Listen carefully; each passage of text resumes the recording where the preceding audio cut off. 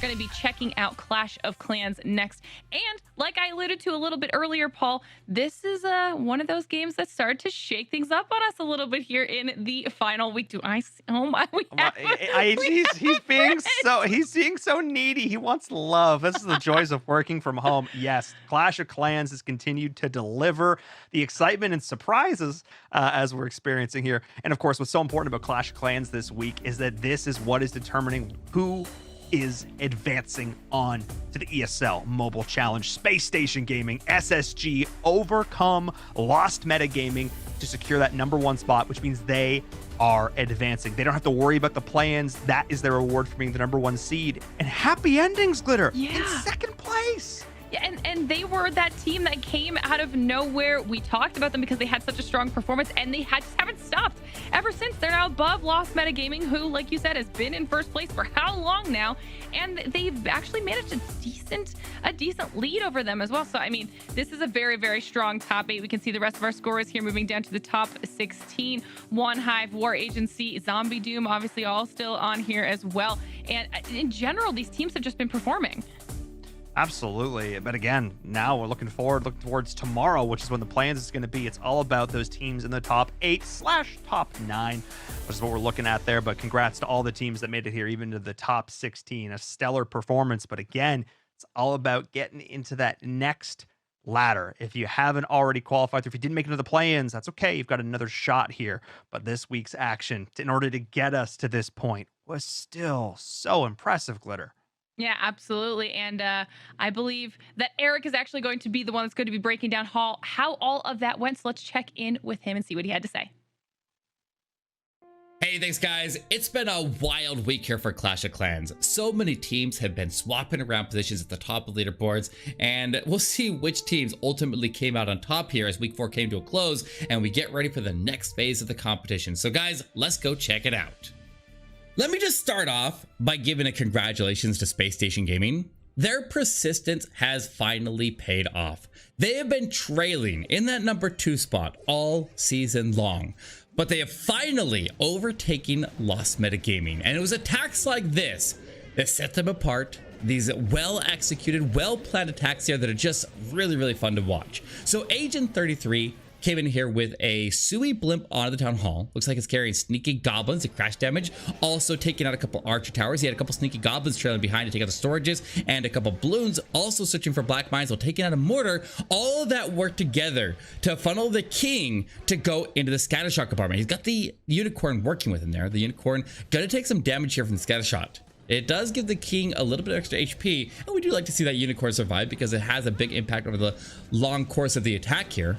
But he has the queen join in. She's working with the yak, and they can work together to go all the way up towards the eagle artillery. Notice how he already sent a sneaky goblin up there to go get the collector along the edge of the base, just outside of the eagle artillery, then drops in an ice golem. He can pop his king ability. Luckily, he pops it right after the giant bomb goes off, so he doesn't lose all of his barbarians, but they're able to go all the way in, take out the expo, and they're not pulling the CC. I want you to pay special attention to the CC and also to the Teslas here.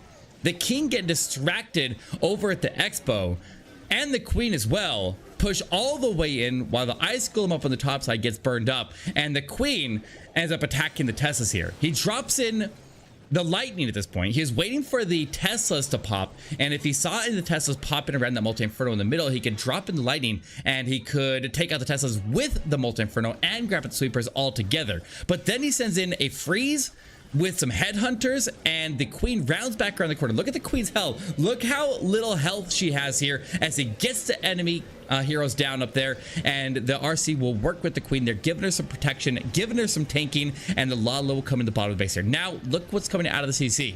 We have mass headhunters, and they're all heading up towards the RC and the queen, and they're in a lot of trouble out there. He had a lightning.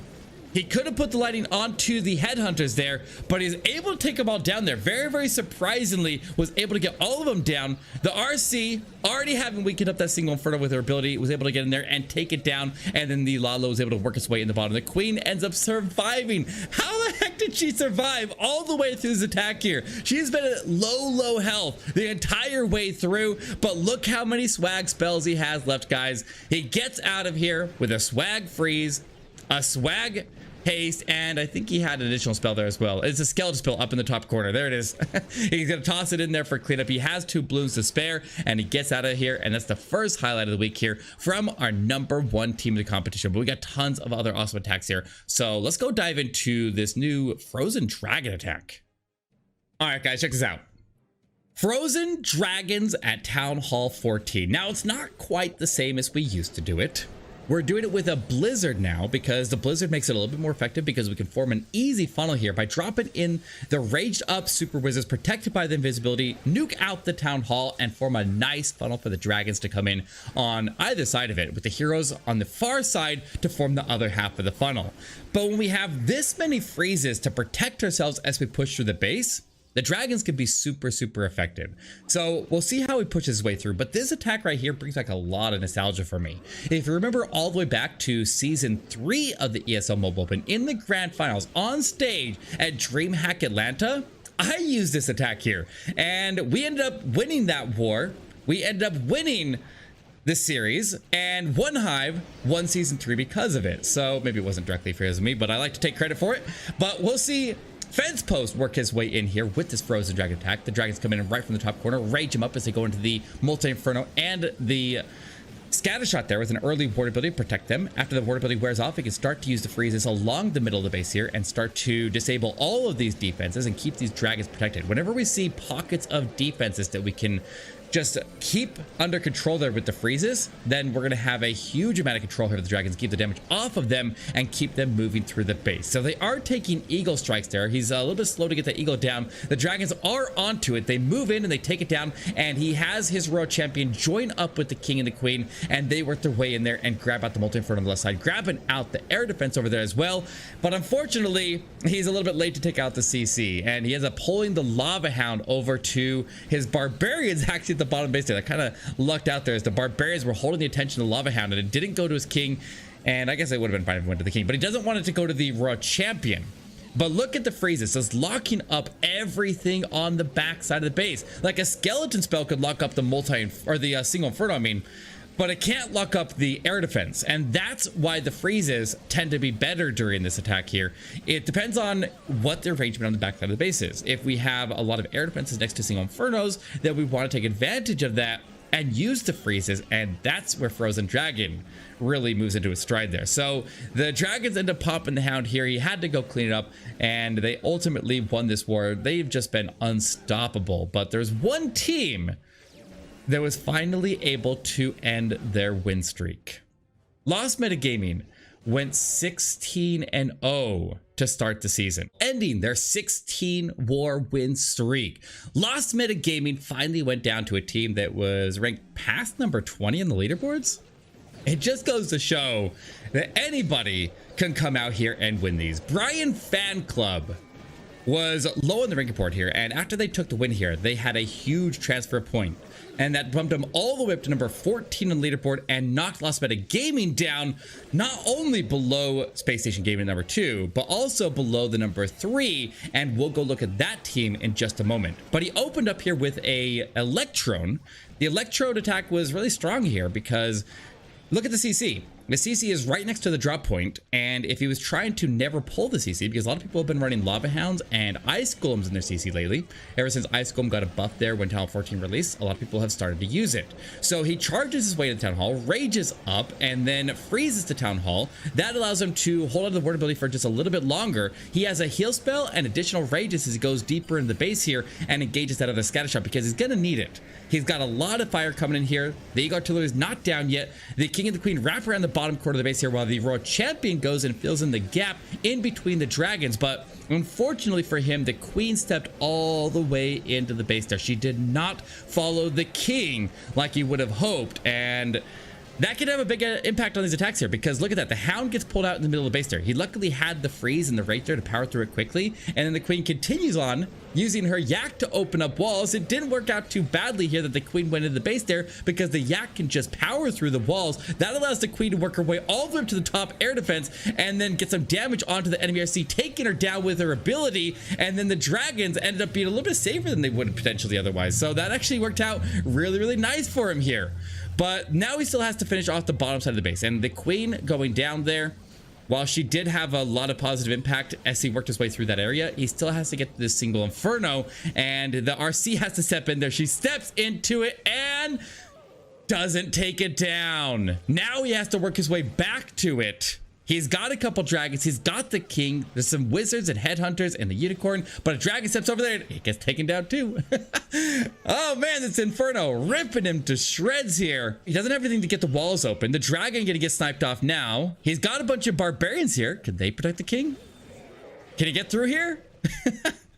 These Infernos just rip your heroes to shreds. While this attack didn't end up going through, he got a 99%, and that gave them the percentage that they needed to win this war on percentage and finally end the streak from Lost Metagaming. But let's go look at our number 2 team. All right, guys, check this out. This team is a little bit of a Cinderella story. They started in week 2. And they climbed all the way up to the number 3 spot on leaderboards with a massive win streak. And they maintained that right behind Space Station Gaming and Lost Metagaming all the way through week 3. And then when Lost Metagaming finally slipped up, they moved up into that number 2 spot, and they are dominating the leaderboards here, right up there with Space Station Gaming, right on their coattails. And we'll see how they do in the next phase of the competition, but they have definitely made a name for themselves. And that's what it's all about, guys. That's what the ESL Mobile Open is all about. It makes so that anybody from anywhere can pop in here and make a name for themselves in mobile esports. He starts in with Elect Dragon in the top corner, charges the Inferno Dragons with an early ward ability through a rage at the top corner of the base. As a golem comes in through the enemy heroes with his king and queen, the RC goes to the outside after the 2 enemy heroes are out of the way. She can grab out the air defense, keeping the Inferno Dragons away from it while she pops in there, takes down that Eagle Artillery, and then a blimp crosses through to go to the Town Hall. The blimp reaches the Town Hall, but the downside of the blimp land on the Town Hall, after it doesn't have a rage or anything to protect itself, is he has to go with sneaky goblins and yetis, which unfortunately is ground, which means a lava hound gets pulled out. But if he can fight the lava hound and get it down quickly, then he can clear those pops. Inferno Dragons actually fare a lot better than dragons because they can charge up their beam, and even one locked onto it will drop it in a hurry.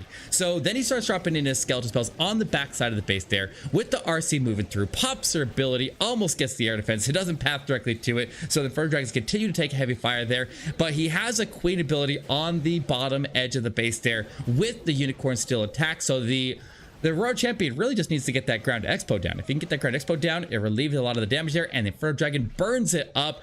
And they had to come back in this war from a 1-star at the start of the war.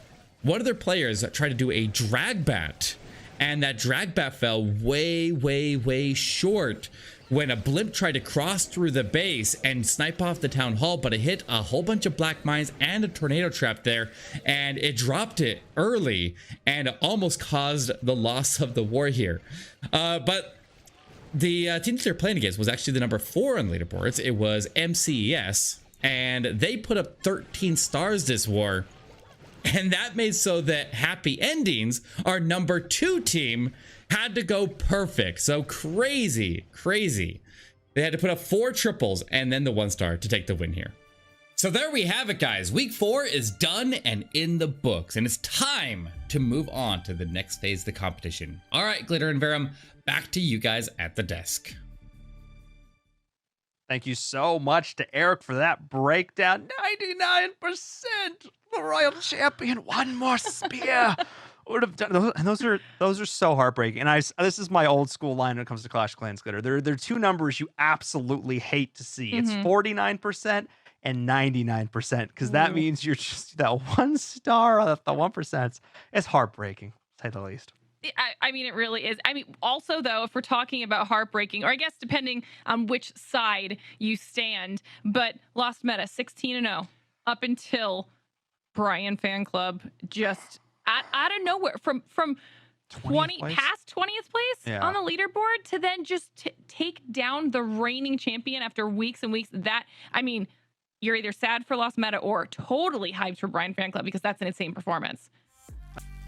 Hey everyone, thanks so much for tuning into our mobile open recap again this week. Your support means a lot to us, and it would mean even more if you could hit that like and subscribe button down below the video. Make sure you stay up to date with all the content that we're releasing here on the channel. All the best mobile esports action, and you don't want to miss it.